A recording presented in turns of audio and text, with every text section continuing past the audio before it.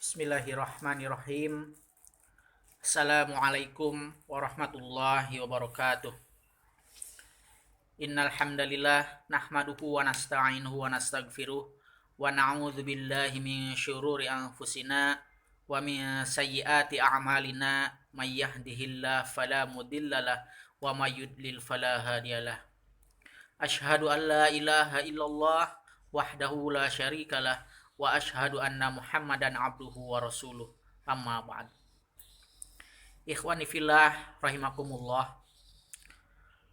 Pertama-tama dan yang paling utama, marilah kita semua panjatkan puja serta syukur kita kehadirat Allah Subhanahu wa taala, yang mana Allah masih memberikan kepada kita semua beribu-ribu nikmat. Di antara nikmat Allah masih memberikan kepada kita nikmat sehat, nikmat Islam, nikmat iman. Kemudian yang kedua, salawat beserta salam semoga tetap tercurah limpahkan kepada Nabi kita, yaitu Nabi Muhammad Sallallahu Alaihi Wasallam, kepada ahli keluarga dan sahabatnya yang selalu melaksanakan sunnahnya hingga yaumil akhir.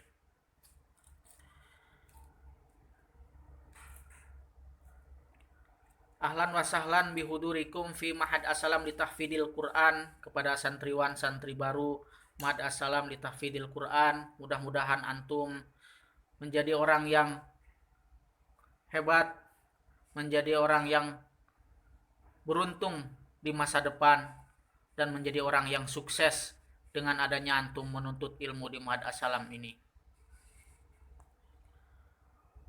Di sini perkenalkan nama Ustadz, yaitu Ustadz Nu'man, asal dari Sumatera Selatan. Ustadz diamanai sebagai Qismu Indibat atau bagian kedisiplinan. Nah, di sini Ustadz akan menyampaikan terkait masalah kedisiplinan.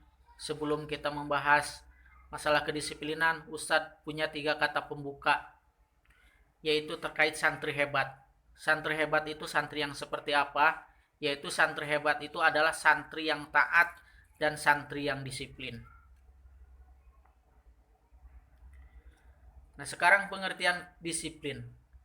Disiplin adalah rasa taat dan patuh terhadap nilai yang dipercaya dan menjadi tanggung jawabnya. Dengan kata lain, disiplin adalah patuh terhadap peraturan atau tunduk pada pengawasan dan pengendalian. Jadi antum semua jadilah santri yang hebat, jadilah santri yang disiplin, yang patuh terhadap peraturan yang ada di Mahad Assalam, serta tunduk terhadap pengawasan para ustadz atau asatizah yang ada di Mahad Assalam. Selanjutnya, manfaat disiplin. Yang pertama yaitu tumbuhnya kepekaan. Dengan disiplin akan tumbuh kepekaan pada diri kita, peka terhadap waktu, suasana, dan peka terhadap keadaan. Contohnya, ketika antum sedang bermain, lalu mendengar azan, antum bersegera pergi ke masjid. Ketika antum mendengar suara bel untuk masuk sekolah, maka antum akan bersegera menuju ke sekolah, dan lain sebagainya. Selanjutnya, manfaat disiplin yaitu tumbuhnya kepedulian. Jika sudah tertanam sikap disiplin dalam diri kita, maka akan ada dorongan rasa peduli terhadap teman, sehingga mengajak sesama dalam kebaikan. Lalu selanjutnya, manfaat disiplin itu adalah mengajarkan keteraturan. Orang-orang disiplin identik dengan orang teratur, yang mampu mengendalikan diri kepada sesuatu yang tidak perlu atau bermanfaat atau tidak bermanfaatnya. Kemudian manfaat disiplin selanjutnya menumbuhkan ketenangan. Orang yang disiplin, hatinya dan jiwa akan merasa tenang, tidak merasa takut, tidak merasa bersalah karena sudah melakukan hal yang benar. Lalu tumbuh rasa percaya diri. Percaya diri atau pede dengan terus melakukan peraturan yang berlaku, tentu akan tumbuh rasa percaya diri jauh dari rasa malu, minder, dan lain sebagainya.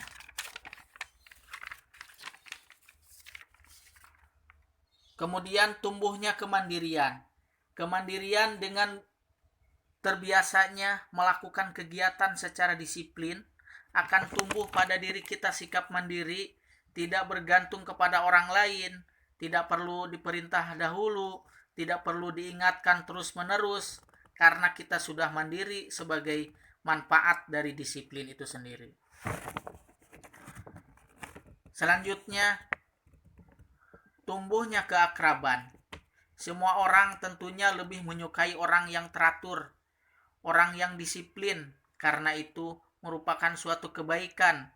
Berbeda dengan orang yang berantakan, yang tidak mau diatur, banyak pelanggar, susah sekali untuk bisa akrab dengan sesama teman. Manfaat selanjutnya yaitu membantu perkembangan otak.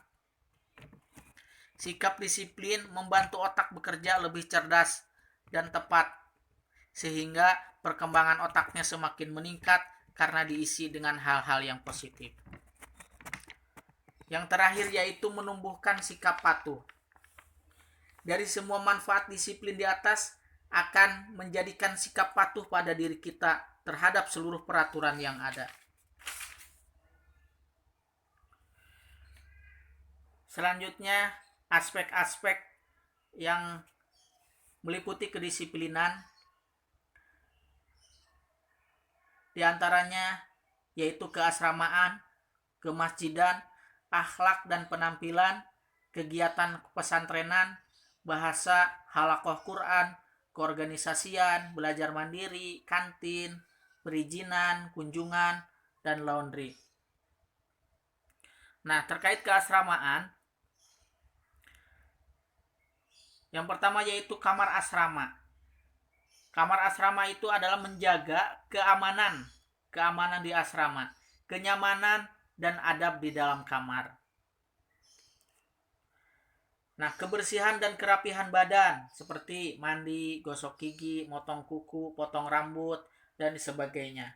Maka seluruh santri itu harus diwajibkan mandi sehari 3 kali, kemudian menggosok gigi, kemudian memotong kuku. Dilarang untuk yang punya kukunya panjang, maka kukunya harus dipotong. Kemudian memotong rambut.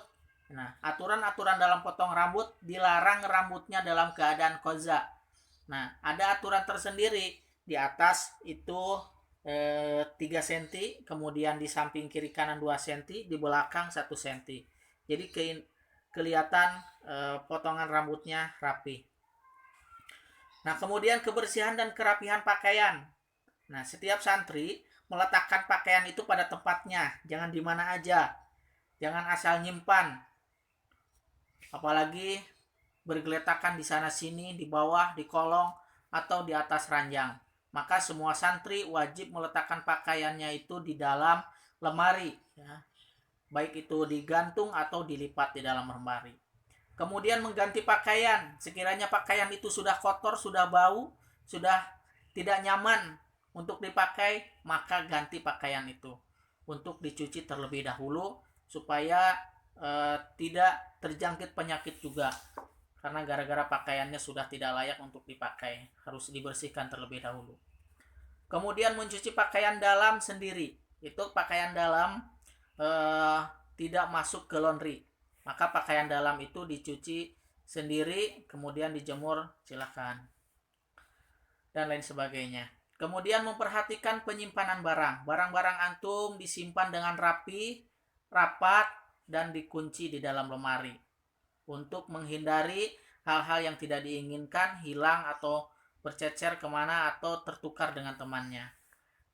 Kemudian mematuhi aturan komunikasi, surat, dan paket. Nah, santri hanya diperbolehkan menggunakan HP musrif-musrifah kamarnya. Karena semua santri dilarang untuk membawa HP atau surat menyurat, apalagi antar lawan jenis. Maka untuk surat menyurat bisa berkomunikasi orang tua dengan musrifnya. Ataupun jika ada anak yang ingin keperluan darurat dengan orang tuanya, anaknya bisa meminjam kepada ustadznya, meminjam HP-nya. Dan dilarang membawa HP ke mahad. Jika ditemukan ada santri yang membawa HP ke mahad, maka HP akan disita dan tidak akan dikembalikan lagi. Kemudian selanjutnya yaitu menggunakan media sosial secara bijak, yaitu tidak menggunakan kata-kata kasar atau kotor, tidak membawanya ke mahad dan lain-lain. Nah, uang saku dan jajan, wajib menitipkan uang jajan kepada musrif-musrifah kamarnya, jajan sesuai waktunya. Nah, apabila antum punya uang dan uang itu khusus untuk jajan, maka uang tersebut wajib dititipkan kepada musrif-musrifahnya. Dilarang membawa sendiri karena ditakutkan ada hal-hal yang tidak diinginkan seperti hilang ataupun ada yang mengambil atau dan sebagainya. Nah, selanjutnya hiburan. Yang diperbolehkan itu adalah bentuk hiburan seperti nonton bareng, nanti ada waktunya, main bola diperbolehkan, kemudian pemutaran nasid-nasid islami dan lain sebagainya. Itu terkait keasramaan. Kemudian selanjutnya kemasjidan. Terkait kemasjidan yaitu memperhatikan adab di masjid. Tidak berisik, tidak ribut, tidak rame di dalam masjid, karena masjid untuk berzikir, untuk beribadah, untuk sholat, untuk mengaji dan lain sebagainya. Kemudian di dalam masjid juga harus dalam keadaan bersih, tidak boleh buang sampah sembarangan, menyampah di mana aja. Kalau ada sampah, buang langsung pakai, ambil sendiri, pungut sampah, buang ke tempat sampah. Menjaga kebersihan masjid itu sebagai bentuk daripada menjaga kebersihan masjid. Kemudian selanjutnya sholat berjamaah. Setiap santri wajib sholatnya berjamaah di masjid dan tepat waktu, dilarang terlambat. Ya. Dianjurkan sholat sunnah baik qobliyah maupun ba'diyah. Nah, zikir pagi dan petang sudah dalam keadaan berwudu. Ya, otomatis setiap akan melakukan zikir baik itu pagi maupun petang itu sudah dalam keadaan wudhu, karena zikirnya kalau pagi itu dilakukan setelah sholat subuh, kalau petang dilakukan sebelum maghrib atau sesudah maghrib. Nah, zikir dengan khusyuk, dilarang untuk bercanda dan berisik dan lain sebagainya. Selanjutnya yaitu ibadah Jumat. Nah, ibadah Jumat wajib semuanya, khususnya untuk ikhwan, itu sholat Jumatnya di Masjid Baitus Sholihin, ya. 30 menit atau 15 menit sebelum waktu tiba sholat Jumat, santri sudah berangkat ke masjid dengan keadaan berpakaian sopan, kemudian menutup aurat, memakai baju jubah putih dan memakai sandal. Peci dan sandal dipakai. Selanjutnya yaitu sholat tarawih dan witir. Itu dilakukan ketika di bulan Ramadan, maka setiap santri pun diwajibkan untuk ikut sholat tarawih berjamaah di masjid. Kemudian qiyamul lail. Ini untuk qiyamul lail biasanya dijadwal tiap kamar. Nanti ada jadwalnya, dibikin sendiri terkait qiyamul lail. Nanti bisa 1 pekan 1 kali atau 1 pekan 2 kali, itu yang diwajibkan. Adapun yang dianjurkan itu setiap malam sebelum sholat subuh, antum bangun duluan, setengah jam sebelum sholat subuh sudah berangkat ke masjid untuk melakukan qiyamul lail secara mandiri. Selanjutnya yaitu akhlak dan penampilan. Nah, yang pertama yaitu memperhatikan adab berpakaian. Pakaian harus dalam keadaan bersih, sopan, menutup aurat. Terutama pakaian bagi kaum akhwat, ya. Ini harus sopan, kemudian menutup aurat. Jangan sampai keluar mahad atau asrama dalam keadaan tidak berkerudung atau tidak memakai kaos kaki. Itu diwajibkan untuk dalam keadaan menutup aurat. Begitupun dengan ikhwan. Meskipun ikhwan auratnya hanya dari pusar sampai ke lutut, tapi dianjurkan untuk memakai celana panjang dan memakai baju yang sopan atau baju pendek atau baju panjang. Dilarang hanya memakai celana pendek atau memakai kaos dalaman saja. Kemudian selanjutnya yaitu mengikuti kriteria perhiasan, penampilan, dan aksesori santri. Nah, setiap santri dilarang untuk membawa perhiasan atau memakai perhiasan di ma'had. Jikalau ada santri yang mempunyai perhiasan, maka sebaiknya perhiasan tersebut disimpan di rumah saja, jangan dibawa ke ma'had. Dikhawatirkan terjadi sesuatu yang tidak diinginkan. Kemudian ada bergaul sesama teman. Dilarang bergaul dengan lawan jenis dan sesuai dengan aturan. Kemudian adab tidur.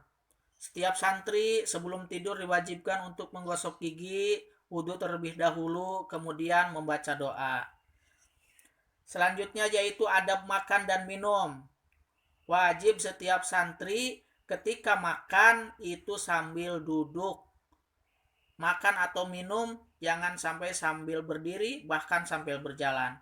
Itu dilarang keras karena itu hal yang melanggar.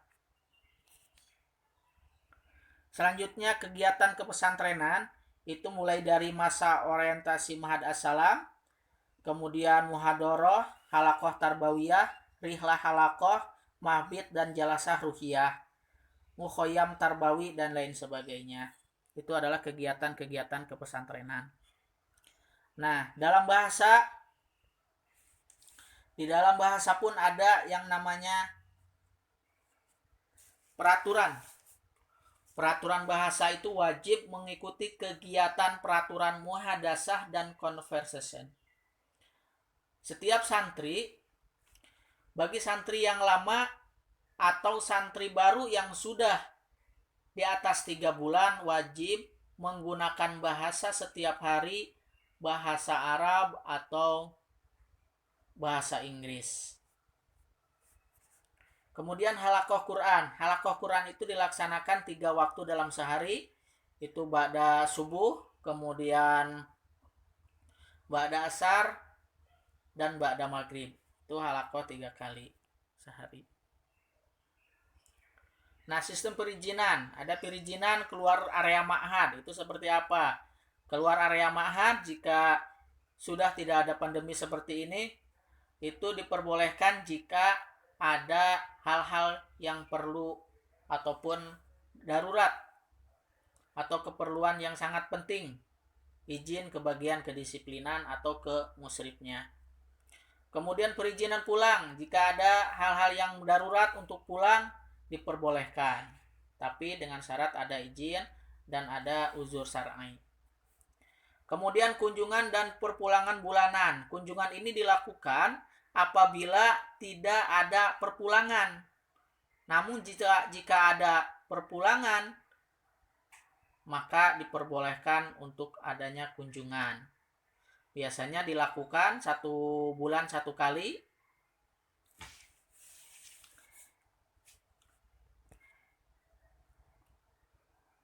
Nah, ini adalah bentuk kegiatan di Ma'had As-Salam ketika iftar jama'i. Kemudian ini adalah grup halakoh, masih iftar jama'i.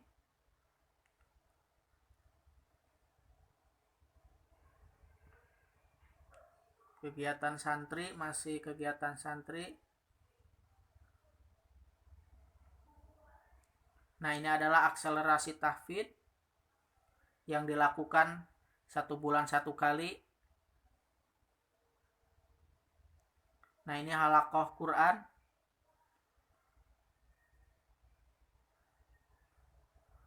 Ini field trip kelas 7. Kemarin angkatan 5 ke Taman Mini. Ini adalah bentuk kegiatan santri di Ma'had As-Salam. Sebagai gambaran buat antum semua sebelum antum masuk ke Ma'had As-Salam. Baik, mungkin itu saja yang dapat Ustadz sampaikan. Kurang lebihnya mohon maaf. Akhirul kalam billahi taufiq wal hidayah. Wassalamualaikum warahmatullahi wabarakatuh.